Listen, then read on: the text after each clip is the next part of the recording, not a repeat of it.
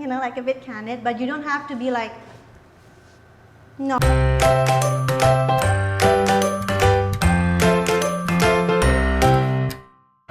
Hi everyone, welcome back to my YouTube channel, and today there's me, Rikasari, and my husband. Why? Because today is Couple Confidential! Yay! So today we're gonna talk about something that is related to Instagram. Well, you know, there's this trending hashtag called hashtag Instagram husband. He's more like one of husband, but he's not only an Instagram husband, he's a hashtag blog husband. He also takes pictures from my blog.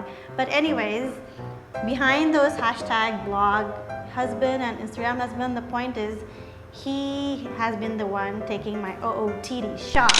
So I guess it's interesting to get tips from Sharjil on how to take good OOTD shots. So yeah, tip number 1. I think it's, first of all, you have to put some efforts to get dressed. Of course, because it's an OOTD shot. Make sure your outfit is presentable, because you know, in an OOTD shot, it's actually all about the outfit, right? Yeah. And speaking about outfit, it's not just clothes, but also your makeup. So if you really want your OOTD shot to be like really good, make sure you also pay attention to your makeup. Fashion is not just about clothes, I guess. It's fashion. Fashion equals makeup plus clothes. Accessories, you know? Accessories also. See, he's better than me. So fashion equals clothes, accessories, and makeup. That makes a good OOTD shot for a start. Then? Tip number 2. Tip number 2 would be the background. Yeah. You have to make sure that the background is not cluttered, it's not messy, and the color of the background is like contrasts well with the clothes, the color of the clothes that you're wearing. Actually, my favorite backgrounds would be like colorful walls, or colorful gates. Yeah. Any secret tip of where your viewers can find a nice background? Well, if you don't have any interesting spot around you, the easiest would just to use a plain white wall. It always works. You know, like basically just look for a plain wall. It always works well for OOTD shots. But we have the secret is that we like to go out in the morning when all the shop lots are still closed, because usually these shop lots, when they're closed, they have these really nice, what do you call it? Colorful shutters. Colorful shutters, those metal shutters. Yeah, so usually the shutters come in like interesting colors like yellow, blue, green. So we like to use that as our background just before the shop opens, because once the shop opens, then the shutters are gone. Yeah. So you've got the right background, you've got the right dress. The third thing is lighting. Lighting. So you got to make sure that the light is even, and how you can make that is by choosing the right time of the day.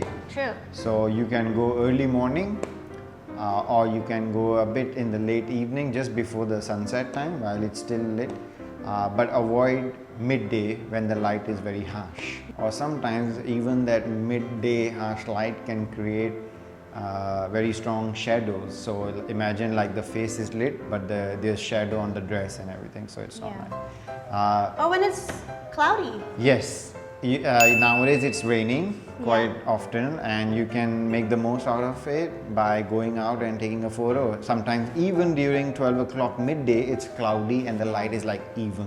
So you can take really nice photos. Tip number 4. That was number 4. Tip number 5. Yeah. Then you have to make sure that when you're taking the photo, the OOTD, the dress is sharp in focus. So what you can do is, if you're using a phone to take a photo, just make sure that you click on the screen, and usually, let's say if it's iPhone or Samsung, it shows some kind of a box that it's like focus and everything like that. So make sure that the clothes and the subject is in focus. And another thing that you can do is, once you've made sure that the photo is the object is in focus, is you have to make sure that the photo is bright.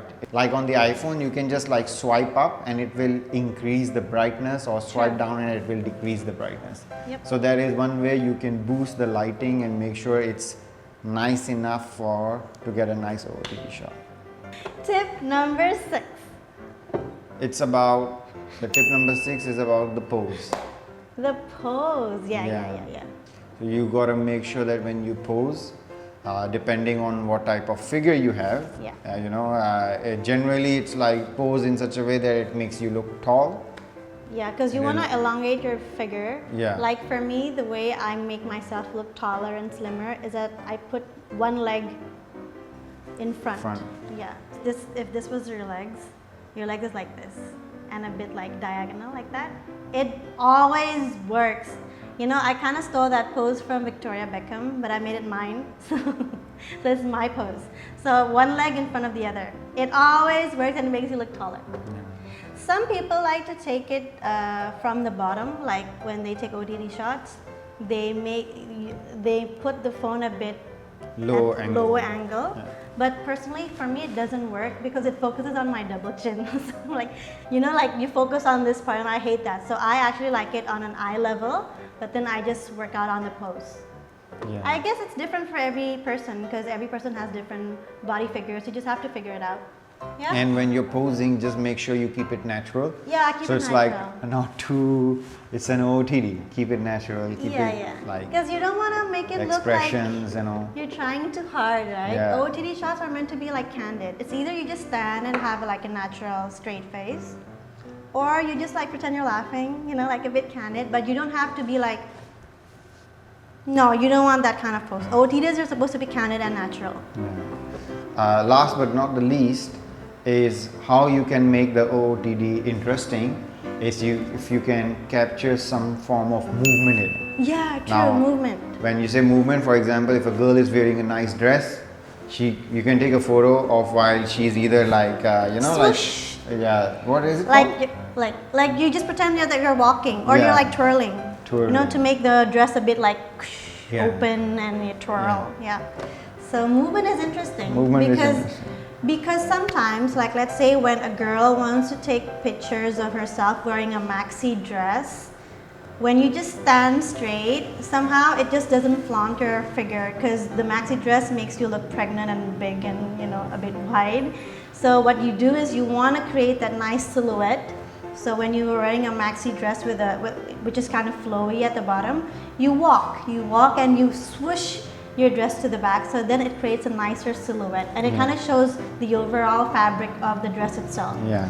So yeah, and like flare pants, like you want to show those bell bottoms, so you kind of like also walk so you can show the shape of the bell. It's like sideways and then you walk. So that's pretty much it. Isn't he such a good Instagram husband?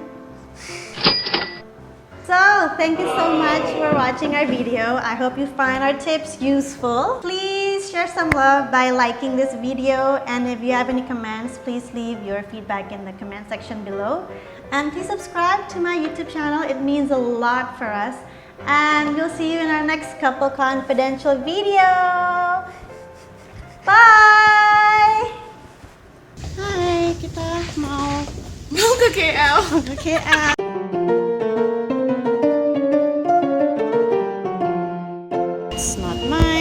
That's not mine, and obviously the one with stickers. As my luggage says, don't worry, be happy. Such a pretty display. So we've arrived at Putrajaya International Book Fair.